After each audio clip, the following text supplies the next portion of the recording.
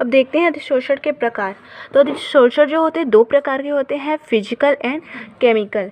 Physical, पहला प्रकार है भौतिक या वान डेर वाल्स अधिशोषण। पहला प्रकार है भौतिक या वान डेर वाल्स अधिशोषण। यदि अधिशोष्य अधिशोषक की सतह पर अत्यंत दुर्बल वान डेर वाल्स आकर्षण बल द्वारा बंधा रहता है तो उस अधिशोषण को क्या कहेंगे, भौतिक अधिशोषण कहते हैं। तो यहाँ पे क्या होता है, इसमें अधिशोष्य और अधिशोषक के बीच एक दुर्बल वान डेर वाल्स बल कार्य करता है। जब अधिशोष्य अधिशोषक के साथ दुर्बल वान डेर वाल्स बल से आकर्षित है तब उसे कहेंगे भौतिक अधिशोषण। इसमें जो बंध होता है स्ट्रांग नहीं होता। जैसे कि अगर मैं बात करूँ एक डस्टर का, तो डस्टर में हम लोग क्या करते हैं, जब चॉक से लिखते हैं तो यहाँ पे रफ करते हैं तो डस्टर में क्या होता है, चॉक के जो पार्टिकल होते हैं आकर चिपक जाते हैं। उसके बाद डस्टर को जब हम लोग ज़मीन में पटकते हैं या फिर उसको निकालने का प्रयास करते हैं तो वो आसानी से क्या हो जाता है, निकल जाता है। तो एक तरीके से डस्टर में चॉक का क्या होता है, भौतिक अधिशोषण होता है ना। इस कारण वो आसानी से क्या होता है, निकल जाता है। तो भौतिक अधिशोषण क्या होता है, जब अधिशोष्य अधिशोषक पर एक दुर्बल वान डेर वाल्स बल से जुड़ा रहेगा। जिस तरह से मिट्टी जो होता है, मिट्टी फर्श पर क्या होता है, चिपक जाता है। उसके बाद जैसे ही हम लोग साफ़ करते हैं तो मिट्टी क्या हो जाता है, फिर से गायब हो जाता है, मतलब आसानी से निकल जाता है। उसको निकालने के लिए हमें ना तो क्रिस्टलन ना तो वाष्पन की क्रिया करवानी पड़ती है ना। तो ये है भौतिक अधिशोषण, जिसमें अधिशोष्य जो है अधिशोषक पर दुर्बल बल से बंधा रहता है, वो कहलाएगा आपका भौतिक अधिशोषण। उदाहरण में देखें तो विभिन्न गैसों का जंतु चारकोल पर होने वाला अधिशोषण। चारकोल होता है उस पर जो विभिन्न गैसें आकर आकर्षित होती हैं तो वो भी क्या है, भौतिक अधिशोषण का उदाहरण है। नाइट्रोजन गैस का अभ्रक पर होने वाला अधिशोषण, ये भी क्या है, भौतिक अधिशोषण का ही उदाहरण है। उसके बाद देखते हैं रासायनिक अधिशोषण में क्या होता है। आगे है रासायनिक या लैंग्यूमर अधिशोषण। वह प्रक्रम जिसमें अधिशोष्य अणु अधिशोषक की सतह से रासायनिक बल द्वारा बंधे हो रासायनिक अधिशोषण कहलाते हैं। ठीक, वह प्रक्रम जिसमें अधिशोष्य के अणु अधिशोषक पर रासायनिक बल द्वारा बंधे होते हैं क्या कहलाएंगे, रासायनिक अधिशोषण कहलाएंगे। इसमें क्या होगा, तो रासायनिक अधिशोषण में क्या होता है, रासायनिक अधिशोषण में जो अधिशोष्य के अणु होते हैं, जो अधिशोष्य के अणु हैं वो अधिशोषक पर ना रासायनिक बंध बनाएंगे। ऐसा नहीं है कि वो ऊपर में जाकर चिपक जाएंगे, बल्कि यहाँ पे जो अधिशोष्य के अणु होंगे वो अधिशोषक पर क्या करेंगे, जाएंगे और वहाँ पे क्रिया करके रासायनिक बंध से जुड़ेंगे, जिसको हम लोग आसानी से नहीं निकाल पाएंगे। जैसे कि अगर यहाँ पे मैं इसको यहाँ पे दाब कम करेंगे, मतलब दाब कम करेंगे तो ऐसा नहीं है कि यहाँ पे जो अधिशोष्य आकर के चिपके हैं वो निकल जाएंगे, क्योंकि यहाँ पे वो स्ट्रांगली बंध से जुड़े रहते हैं। जो अधिशोष्य होते हैं वो अधिशोषक से रासायनिक बंध से जुड़े रहते हैं। उसको हम लोग दाब कम करके या फिर गर्म करके नहीं निकाल सकते। उसके लिए हमें कुछ विशेष भौतिक विधि की आवश्यकता होगी, जैसे क्रिस्टलीकरण, वाष्पीकरण, इन सब की, है ना। तो यहाँ पे अधिशोषक, तो यहाँ पे रासायनिक अधिशोषण क्या है, जिसमें अधिशोष्य के अणु अधिशोषक पर रासायनिक बंध द्वारा जुड़े रहते हैं, जिसको यह बंध क्या होता है, बहुत प्रबल होता है, मतलब स्ट्रांग होता है। इसको हम लोग मतलब टेम्परेचर को बढ़ाकर या फिर दाब को कम करके अधिशोष्य के अणु को निकाल नहीं सकते हैं। इस रासायनिक अधिशोषण में डिसॉर्शन मतलब विशोषण होने के लिए, मतलब अधिशोष्य के अणु को निकालने के लिए हमें कुछ विशेष भौतिक विधि की आवश्यकता होती है, जैसे क्रिस्टलीकरण और वाष्पीकरण आदि की। अगर रासायनिक अधिशोषण के उदाहरण देखें तो रासायनिक अधिशोषण का उदाहरण है प्लैटिनम धातु पर हाइड्रोजन गैस का अधिशोषण। प्लैटिनम कोई धातु है, जैसे कि यहाँ पे एक धातु है प्लैटिनम, तो यहाँ पे जब हाइड्रोजन गैस का अधिशोषण होता है तो यहाँ पे क्या हो जाता है, हाइड्रोजन गैस इसमें प्लैटिनम धातु के साथ एक बंध बना देते हैं, और वो बंध कौन सा होता है, रासायनिक बंध होता है। तो अब यहाँ पे रासायनिक बंध बन गया है, तब अब हम इसे गर्म करके, इस धातु को गर्म करके इस मतलब हाइड्रोजन गैस को अलग नहीं कर सकते, या फिर यहाँ पे दाब को कम करके हाइड्रोजन गैस को अलग नहीं कर सकते, क्योंकि यहाँ पे जो गैस है धातु के साथ स्ट्रांगली बंधा हुआ है। तो अब इस गैस को अगर निकालना है यहाँ से, तो इसके लिए हमें वाष्पीकरण या फिर क्रिस्टलीकरण की विधि अपनानी पड़ेगी। ठीक है, तो रासायनिक अधिशोषण क्या होता है, जिसमें जो अधिशोष्य होते हैं अधिशोषक पर स्ट्रांगली रासायनिक बंध द्वारा बंधे होते हैं, और भौतिक अधिशोषण में अधिशोष्य जो होता है अधिशोषक पर दुर्बल वान डेर वाल्स बंध द्वारा बंधा रहता है।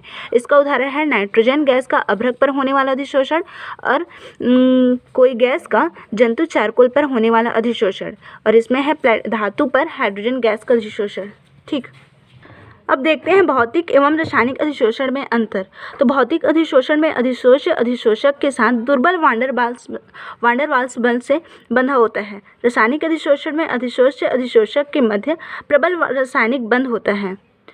भौतिक अधिशोषण दूसरा है, भौतिक अधिशोषण की ऊष्मा का मान निम्न होता है। रासायनिक अधिशोषण की ऊष्मा का मान क्या होता है, उच्च होता है। और भौतिक अधिशोषण में प्रक्रम कैसा होता है, उत्क्रमणीय होता है। मतलब यह है कि यहाँ पे भौतिक अधिशोषण में क्या होता है, भौतिक अधिशोषण क्या होता है, यह उत्क्रमणीय प्रक्रम है, मतलब रिवर्सिबल है। जैसे कि कोई गैस इस ठोस पर आकर के चिपका है, तो अब यहाँ पे आकर के चिपका है, तो अब यहाँ से जैसे कि इसमें ताप को बढ़ाएंगे तो यहाँ से फिर से वो निकल जाएगा, मतलब चिपक भी सकता है। अगर ताप को बढ़ा रहे हैं तो वो क्या हो जाएगा, डिजॉर्प्शन हो जाएगा, मतलब यहाँ से वो निकल भी जाएगा। लेकिन रासायनिक अधिशोषण में ऐसा नहीं होता है। जैसे कि यहाँ पे धातु है प्लैटिनम, तो यहाँ पे हाइड्रोजन आकर के चिपका है, तो यहाँ पे ताप को बढ़ाएंगे तो यहाँ से ये जो है हाइड्रोजन गैस वो निकलेगा नहीं, बल्कि उसके लिए हमें कुछ क्रिस्टलीकरण वाष्पीकरण विधि अपनानी पड़ेगी। मतलब इस प्रकार ये है कि जो भौतिक अधिशोषण होता है उत्क्रमणीय प्रक्रम होता है, लेकिन रासायनिक अधिशोषण क्या होता है, उत्क्रमणीय प्रक्रम नहीं होता है। और है चौथा, यह विशिष्ट प्रकृति का नहीं होता है। भौतिक अधिशोषण चाहे ताप कैसा हो वो हो जाएगा, लेकिन रासायनिक अधिशोषण के लिए एक निश्चित ताप और दाब की आवश्यकता होगी, तो इसी कारण यह अति विशिष्ट प्रकृति का होता है। इसमें क्या है, इसमें बहुपरतीय अधिशोषण होता है या बहुआण्विक स्तर बनता है। मतलब जैसे कि यहाँ पे अधिशोषण हुआ है, किसी ठोस पर गैस के पार्टिकल आकर के चिपके हुए हैं। अब यहाँ पे दाब को बढ़ाएंगे और ताप को बढ़ाएंगे, ताप को बढ़ा रहे हैं तो क्या हो जाएगा, इसी के ऊपर और गैस के पार्टिकल आकर यहाँ पे चिपकने लगेंगे। उसके बाद और ताप को बढ़ाएंगे तो क्या हो जाएगा, फिर से उसी के ऊपर और पार्टिकल आकर के चिपकेंगे। तो इसी को बोला जा रहा है इसमें बहुपरतीय अधिशोषण होता है। लेकिन क्या होता है, रासायनिक अधिशोषण में ऐसा नहीं होता है, ये एक परतीय होता है। यहाँ पे अगर धातु है तो यहाँ पे गैस के पार्टिकल आकर के चिपक जाएंगे। अब उसके बाद और ताप को बढ़ाएंगे, ताप को, तो इसका मतलब ये नहीं है कि जो और गैस है हाइड्रोजन गैस वो इसके ऊपर में आकर चिपकेंगे, ऐसा नहीं होता है। इसमें सिर्फ इसमें एक परतीय अधिशोषण होता है, एक बार आकर के चिपकेंगे बस। लेकिन इसमें एक बार आकर के चिपके हैं तो उसके ऊपर में ताप को बढ़ाते हैं तो और गैस के पार्टिकल आकर के चिपकते जाएंगे। इसका मतलब भौतिक अधिशोषण बहुपरतीय होता है, रासायनिक अधिशोषण एक परतीय होता है। ठीक, उसके बाद है यह कम ताप पर संपन्न होता है और यह उच्च ताप पर संपन्न होता है तथा ताप वृद्धि के साथ पहले बढ़ता है फिर क्या होता है, घटने लगता है। भौतिक अधिशोषण कम ताप पर संपन्न हो सकता है, लेकिन रासायनिक अधिशोषण क्या होता है, उच्च ताप पर संपन्न होता है। और ताप में जैसे जैसे वृद्धि करते हैं पहले तो अधिशोषण बढ़ता है फिर क्या होता है, घटने लगता है। उसके बाद है यह दाब के साथ पहले बढ़ता है फिर कुछ समय बाद क्या हो जाता है, स्थिर हो जाता है। लेकिन रासायनिक अधिशोषण क्या होता है, इसमें दाब का कोई विशेष प्रभाव नहीं पड़ता है। ठीक, उसके बाद आठवां है शीघ्रतापूर्वक द्रवित होने वाली गैसें अधिक मात्रा में अधिशोषित होती हैं। वे गैसें जो शीघ्रता से द्रव में कन्वर्ट हो जाती है वे भौतिक अधिशोषण में क्या हो जाएंगी, आसानी से अधिशोषित हो जाएंगी।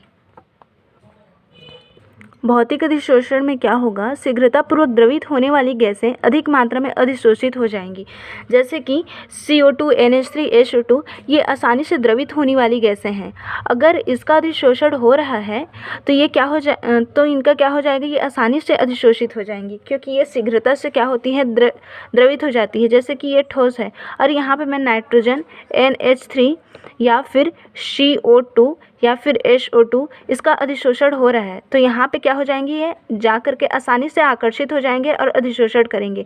इसकी अपेक्षा कुछ गैसें ऐसी होती है जो आसानी से द्रवित नहीं होती हैं, मतलब आसानी से द्रव में कन्वर्ट नहीं होती है, जैसे कि H2 हो गया, N2 हो गया। अगर इसका अधिशोषण हो रहा है तो इसके अधिशोषण होने में कुछ समय लगेगा, है ना। इसी को बोला जा रहा है शीघ्रतापूर्वक द्रवित होने वाली गैसें अधिक मात्रा में अधिशोषित हो जाती हैं। NH3, CO2 और SO2 ये आसानी से द्रवित हो जाती हैं, तो इनका अधिशोषण की मात्रा भी क्या होगी, ज़्यादा होगी और ये जल्दी अधिशोषित हो जाएंगे। लेकिन कुछ गैसें शीघ्रता से अधिशोषित नहीं होती, जैसे H2 हो गया, N2 हो गया, ये आसानी से द्रवित नहीं हो पाती। तो अगर इनका अधिशोषण हो रहा है तो इसके अधिशोषण होने में टाइम लगेगा और इनकी मात्रा, अधिशोषित होने की मात्रा भी क्या होगी, कम होगी। कम मात्रा में ही अधिशोषित होंगे और ये अधिक मात्रा में अधिशोषित होंगे।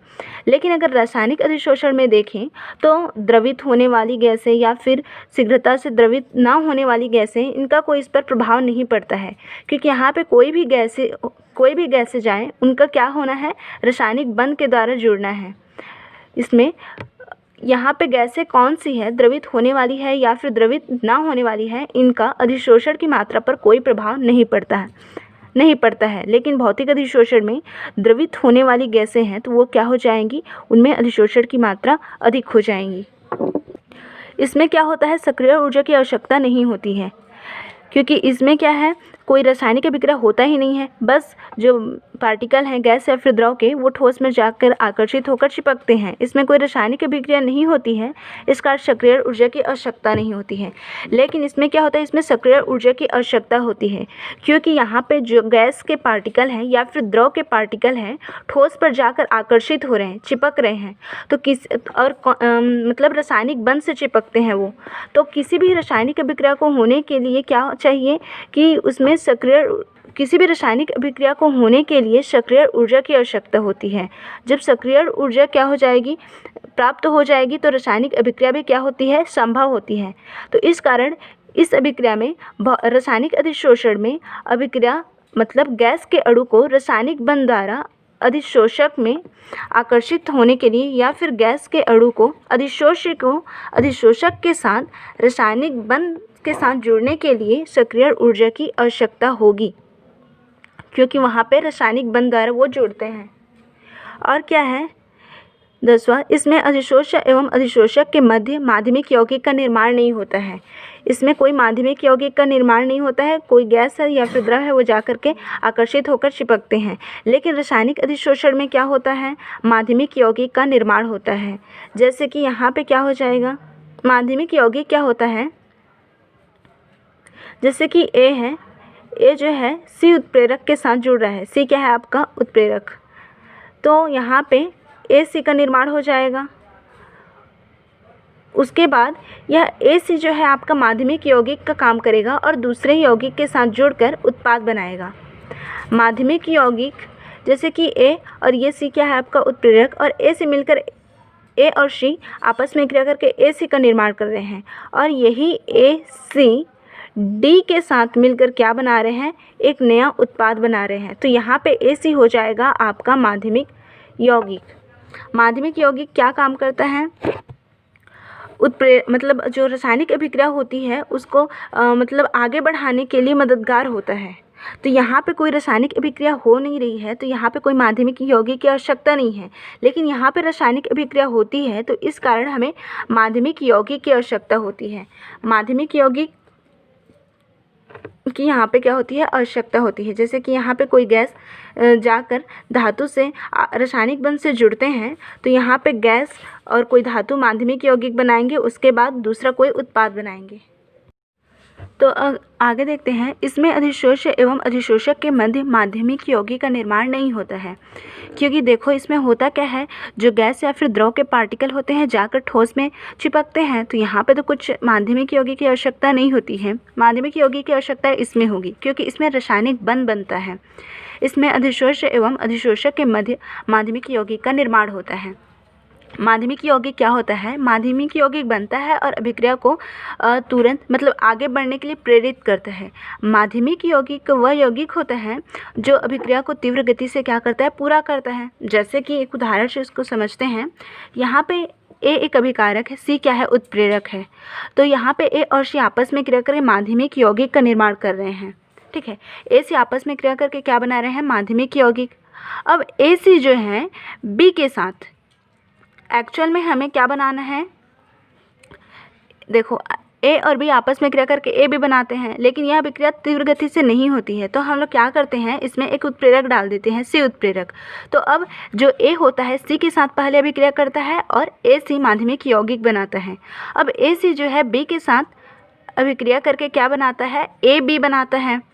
तो अब यहाँ पे ए और बी आपस में क्रिया करके क्या बना लेंगे, ए सी और ये जो बी ये आपस में क्रिया करके क्या बना लेंगे, ए बी उत्पाद बना लेंगे और सी जो है यहाँ से निकल जाएगा। तो यहाँ पे माध्यमिक यौगिक क्यों बन रहा है, क्योंकि यहाँ पे माध्यमिक यौगिक नहीं बनेगा तो ये अभिक्रिया तीव्र गति से नहीं बढ़ेगी, और ये माध्यमिक यौगिक अभिक्रिया को तीव्र गति से बढ़ाती है और शीघ्रता से इसको उत्पाद को बनाती है। तो रासायनिक अभिक्रिया होगा तब माध्यमिक यौगिक की आवश्यकता होगी। अगर रासायनिक अभिक्रिया हो ही नहीं रहा है तो माध्यमिक यौगिक की आवश्यकता नहीं होगी। ठीक है, तो इस तरह से भौतिक अधिशोषण और रासायनिक अधिशोषण होता है, जिसके बारे में आप लोग लिखिएगा और अच्छे से याद कीजिएगा। अब देखते हैं ठोस पर गैसों के अधिशोषण को प्रभावित करने वाले कारक। तो कौन कौन से कारक हैं जो अधिशोषण को प्रभावित करते हैं। ठोस पर, कोई ठोस है उस पर गैस आकर के अधिशोषित हो रहा है, तो ऐसा कौन कौन से कारक है जो अधिशोषण को प्रभावित करेंगे। सबसे पहले दिमाग में आ रहा होगा, एक तो पहला गैस कैसा है उस पर निर्भर करेगा, और दूसरा जो अधिशोषक मतलब जो ठोस है उस पर निर्भर करेगा, है ना। इसका मतलब ये है वो अधिशोषक की प्रकृति पर और अधिशोषक की प्रकृति पर निर्भर करेगा। सबसे पहले ये है, क्योंकि ये नॉर्मल है, ये सभी में होता है, प्रभावित करने वाले हर कारक में ये आता ही है ना। तो पहले क्या है, पहला है अधिशोष्य की प्रकृति। अधिशोष्य मतलब जो गैस हम लोग डाल रहे हैं उसकी प्रकृति पर निर्भर करेगा। इससे पहले द्रव्य, इसके बारे में हमने देखा है, यहाँ पे प्रकार में ये आया था। स्थायी गैसें जैसे H2, N2, O2 आदि की तुलना में सरलता से द्रवित होने वाली गैसें जैसे CO2, NH3, H2 आदि का अधिशोषण क्या होता है, अधिक मात्रा में होता है, क्योंकि ये सरलता से क्या हो जाती है, द्रवित हो जाती है। और यह आसानी से द्रवित हो जाएगी तो इसमें जो ठोस है उसमें आसानी से क्या हो जाएगी, आकर्षित भी हो जाएगी, है ना। कि सरलता से द्रवित होने वाली गैसों के लिए वान डेर वाल्स आकर्षण बल का मान क्या होता है, अधिक होता है। पहला है ठोस मतलब अधिशोषण को प्रभावित करने वाले कारक में पहला है अधिशोष्य की प्रकृति। अगर गैस आसानी से द्रवित होने वाली होती है तो वो आसानी से क्या हो जाती है, अधिशोषण कर लेती है, क्योंकि आसानी से द्रवित होने वाली गैसों में वान डेर वाल्स बल का मान क्या होता है, अधिक होता है।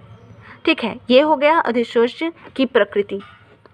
एक बार फिर से देखते हैं, जो गैसें आसानी से द्रवित हो जाती है जैसे कि CO2, NH3, SO2 उसमें अधिशोषण की मात्रा भी क्या होती है, अधिक होती है, क्योंकि आसानी से द्रवित होने वाली गैसों में वान डेर वाल्स बल का मान क्या होता है, अधिक होता है। वान डेर वाल्स बल का मान अधिक होता है तो वो आसानी से क्या हो जाएगी, चिपक जाएंगी।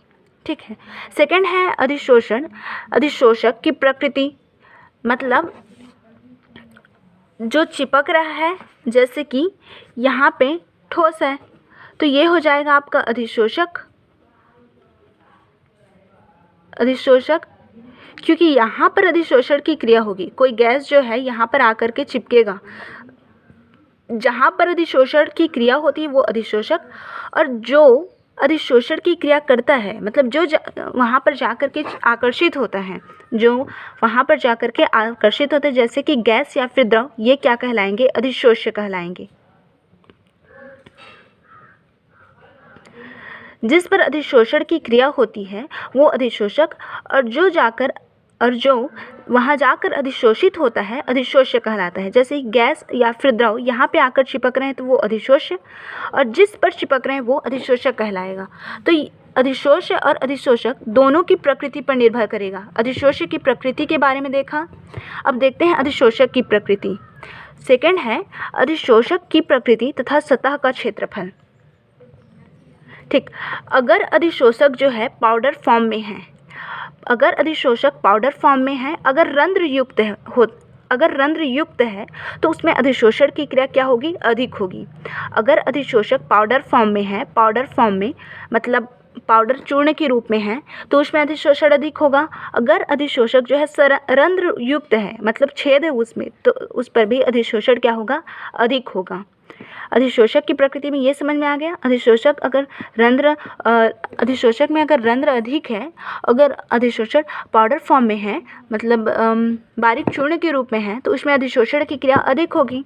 और साथ में अगर अधिशोषक जो है उसका क्षेत्रफल अधिक है, मतलब पहला है इतना, ठोस इतना है और दूसरा है इतना, तो यहाँ पे सतह पर देखो सरफेस क्या है, बड़ा है। सरफेस बड़ा है तो वहाँ पे गैस के अणु भी क्या होंगे, अधिक चिपकेंगे, अधिक आकर्षित होंगे, तो उसी को बोला जा रहा है।